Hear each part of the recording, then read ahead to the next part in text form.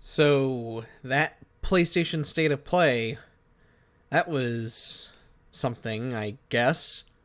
Look, it's hard for me to say I'm mad about it or even disappointed. We finally got to see the follow-up to Ghost of Tsushima.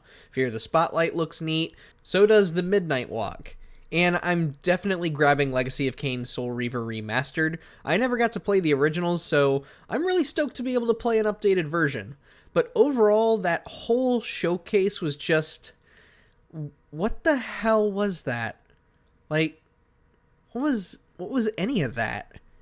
It wasn't bad, but it does give me more fuel to the absurd belief that's been going around lately. Where are all the games? There are no games to play. Where are the games?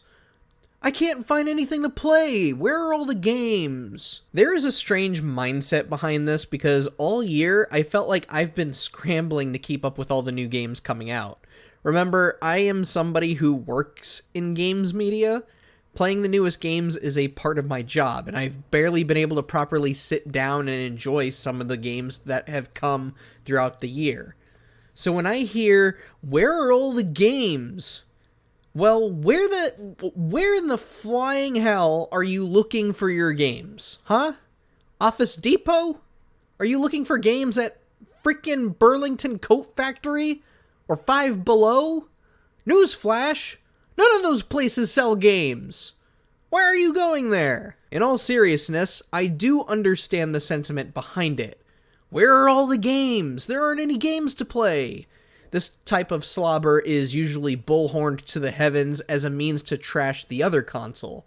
For years we've heard about how Xbox doesn't have any games, despite them putting out Forza Horizon 5, Halo Infinite, Starfield, Hi-Fi Rush, enhanced versions of Ghostwire Tokyo and Deathloop, and a multitude of Xbox 360 games that feel brand new again thanks to the XS's FPS boost. But I get that they've been pulling a George R.R. Martin with the whole, this is the year Xbox Game Studios will show gamers what we've been working on for Series XS, and then shit gets delayed at the last minute. Or the game ends up being kind of meh or worse, like we saw with Redfall. Now, Sony is getting that same slobber. All we've gotten from Sony first party for the PS5 era that has been made only for the PS5 are Marvel Spider-Man 2, Ratchet & Clank Rift Apart, Gran Turismo 7, Returnal, my personal favorite, the Demon's Souls remake, Astrobot, and, for less than 2 weeks, we had Concord. Everything else has been cross-gen or faux makes, as I call them. Seriously, The Last of Us, Part 1 and Part 2, now Horizon, a 7-year-old game that runs at 60 FPS on PS5. You're kidding me. On top of that, we've been getting more teases and announcements for hardware this generation than we have for first-party software. What response are they expecting from these announcements? Oh, look, there are new PS5s and controllers. Oh, that one's green, and that one's blue, and oh my god, a different shade of white? And they all have glitter? Oh! I hope they do a red one with glitter too! Please, wake me up when they finally put out a Bratz version of the PS5. Or they make a PS5 that comes with a Polly Pocket car for a stand. Then I'll be impressed. And even though we finally got a tease for Ghost of Yotei and we know Fair Games and Marathon are in the works, it is worth asking just where is the rest of PlayStation Studios? Believe me, I understand the frustration. You mean to tell me Naughty Dog has only been putting out remasters for the last 4 to 5 years, while they spend another 3 years on just The Last of Us Part 3? What is Media Molecule doing to hopefully recover from Dreams? What has Ben's studio been doing since Days Gone finished in 2019? What's next for Housemarque since Returnal was done in 2021? You don't want to maybe tease or show a small slice of Venom? Or Wolverine, the game we've been waiting years for? You're really just gonna stake your flag in Horizon and overpriced hardware. Which, again, hardware with tons of different versions that really don't look all that great. Thing is that this mentality has wound up plaguing people's minds to where you have people running around acting like we've been in a drought for months. And we sort of have, but not just this past summer. They're acting like it's literally been months of supposedly having nothing to play. Well, that's where the first-party only mentality these people have turned out to be self-fulfilling prophecies. To play first-party exclusives and only first-party exclusives is to ignore practically the entire hobby of gaming. It's an admittance that you only play the ultra-popular games, and any game that cannot match every fraction of quality you expect from a premium brand like Sony is a game not even worth uttering its name. How dare a game that can only be described as good even think it's worth my attention? I know this line of thinking because that's exactly how die-hard Apple consumers treat anything that is an Apple. Nothing is ever good enough, but if it's a 10 out of 10, then, oh, what a masterpiece, a true achievement in plastic containing ones and zeros. Sony can do no wrong. There is just clearly a warped set of standards some folks are following that is simply unattainable, and it's causing them to say, oh, where are all the games? And personally, I just cannot tell what is expected anymore, especially this recent case of there's nothing to play, where are all the games? And then the state of play happens, and once again, oh, Sony's got no games, no games on PS5. As I mentioned earlier, I work in games media, and I have been swamped since the year started.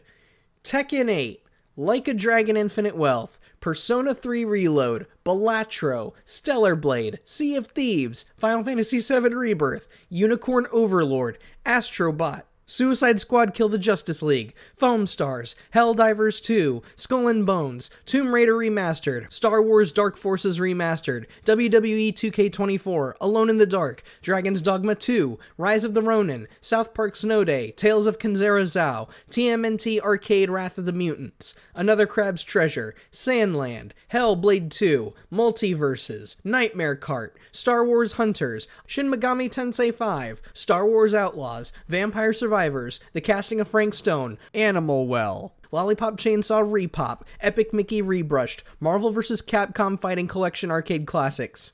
All of these are games that have come out this year. MVC Collection alone is 7 games in one package. And a game like WWE 2K25 has 5 separate games in that one package. There's nothing to play? Are you for real? And I know that not every one of those games I just listed sounds appealing, and some of them are really not great games. But do you notice anything about that selection of games I've been playing throughout the year? Anything about them at all? Anything that they might have in common? Any similarities? Or maybe their lack thereof? When I first started writing for WatchMojo, I quickly realized that I couldn't fly by the seat of my pants and write about games I've never played. You can in some cases, but if I was going to go down this career path like I wanted to and not go back to working fast food or retail, I needed to open myself up to other genres, other franchises, games that weren't just platformers, kart racers, first-person shooters, and online multiplayer games. I couldn't just keep playing Crash or Doom all the damn time. How else am I going to try and become a well-versed writer and be able to talk and critique games in an appropriate manner? You can't run an ice cream shop if you're only going to serve Neapolitan, you know? So I branched out. I started saving up for the bigger $60 games so that I could make myself a more viable option for my editors to assign projects to. And it paid off. Not only was I becoming a top choice for my editors at the time, and still am in some cases, I was also learning more about what I loved about video games as a whole and learning new genres and franchises I never thought I would enjoy. Before all of this, I had total apathy towards games like Persona, Kingdom Hearts, God of War, games and genres I would have never stepped foot in before I started covering games for a living. Today, there's been at least 4 new games every month where I look at my calendar and go, shit, I want to play that, but am I going to have the time because I'm going to be playing and writing about this other game that's coming out the week before, and I want to get the long play done for that, and I want to get the Platinum Trophy before this next game comes out, and it's a whole mess. The last couple of years have been absolutely stacked with new releases. And only this past summer did we get a very small break where there wasn't really anything super big launching. That being said, as someone who has to play these games and keep up with the new releases, this is where I'm at odds with the folks who are saying, "Where are all the games? There's nothing to play." Nothing! To reiterate, I know some folks mean, Sony, where are all of your games? And as I said before, that is a question worth asking, considering Sony just seems to hate talking to the players. And the few times they do, it's barely anything. But if you're saying that because you genuinely feel there is nothing to play, nothing worth your time, I would argue it is time for some much-needed self-reflection. Why are you here? What about this industry, this hobby, has you so invested in all of this? Why does only Sony matter, and not any other company that is putting their games on PlayStation? Why do the games that receive near universal praise matter, but not any game that is below that? Not any game that is just good or great or okay? More often than not, I've personally found much more enjoyment in games that average 6s, 7s, and 8s, because more often than not, those games in that category I've found are doing more interesting things than anything in the AAA space. Have we not been calling for some experimentation from Sony for the last few years? As PlayStation fans, we complain about the lack of creativity and experimentation in games, especially in first party, yet we turned our noses up at games like Concrete Genie, Medieval, and Drawn to Death during the PS4 days. We all told Sony we don't want this stuff anymore, and we didn't buy them. So Pixel Opus went away along with Japan Studio, Sir Dan isn't getting another game anytime soon, so Medieval's pretty much dead, and Jaffe now does YouTube and streaming for a living instead. And all of those games were much cheaper than the Sad Dad Sims and the "oh, story's so good" games that we've seen over the last handful of years. A $20 video game or a $70 movie. Well, I'm here to play a video game, so get on over here, Sir Dan. The other reason I see people saying, "where are all the games?" and this is the last point I want to make, is because of just how absurdly long some of these games are spending in development. This isn't just a Sony problem either. Xbox has been wallowing in its own bills too. But these big AAA studios are now taking at least 5 or 6 years just to belt out one game. Considering a lot of hardcore PlayStation fans are those of us who grew up with the original console, I can sort of see what's causing people to be saying, "where are all of the games?" out of impatience. We look back on the PS1, PS2, and even the PS3 days where it seemed like Sony was somewhat aggressive in putting out games you would only get to play on their console. Through that move, it made the boxes seem more special than they actually were. Not every exclusive was a first-party game. And if you put up every first-party exclusive that was on PS2, you wouldn't be seeing, that impressive of a roster. Some games became exclusive because Sony made deals with other publishers like Capcom and Namco. Other times, Sony had no idea the game existed. The publisher just knew it was easier and cheaper to make a game on PS1, or they knew the PS2 had a massive pool of players to potentially make a lot of money off of. So why bother rushing out a GameCube or Xbox version at that moment? Sony First Party, on the other hand, wasn't putting out games as regularly back then as some of us are pretending they were. And if there were any first-party studios that were frequently putting games out, it was mostly London Studio, San Diego Studio, and of course, Japan Studio. And none of those studios were spending years toiling away on a single game like God of War or The Last of Us. You had one studio doing SingStar every few months, along with iToy games. You had another studio making annual baseball games with the occasional weird sports game like Pain or Velocity Bowling or Pinball Heroes. And then you had a studio that was making nothing but weird games.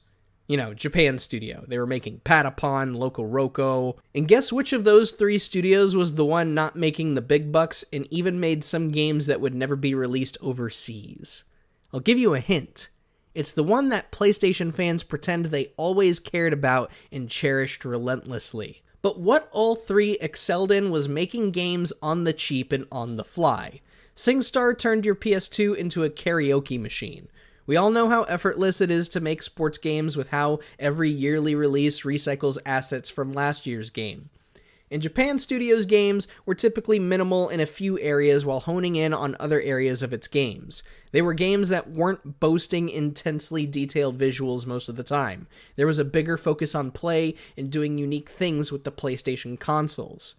Games were made with significantly smaller teams within Japan Studio as well, and because they weren't bogged down with rendering a blade of grass in 4K just so Bob down the street can make use of his 100-inch TV, they were able to churn out games faster.